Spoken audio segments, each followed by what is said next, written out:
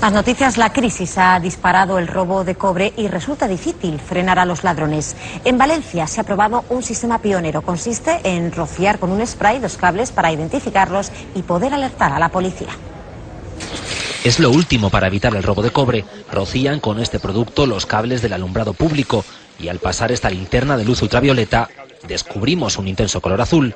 Pero hay más. Si hacemos zoom al máximo, la mancha azul se desintegra en micropuntos como este, cientos de códigos con valiosa información. Esas letras que aparecen son un DNI. Si este cable acaba en Galicia, un cuerpo policial de Galicia puede determinar que ese cable, de dónde proviene. El spray identifica el cable, pero también queda marcado en la piel del ladrón. Sería una prueba objetiva de que estuvo en el lugar de los hechos. Impregnamos un ADN en la piel, de una forma a través de unos sistemas de seguridad. La detección es complicada, por lo tanto estas herramientas nos permiten, en primer lugar, detectar cuando alguien está actuando. Con esta aplicación, los agentes de la policía local controlan toda la red de alumbrado. Cada punto verde es una farola. Si se produce un robo, salta una alarma en tiempo real. Al pinchar nosotros veríamos cuál es el tramo que está sufriendo el ataque y cuál de los 5 hilos ha sido vulnerado.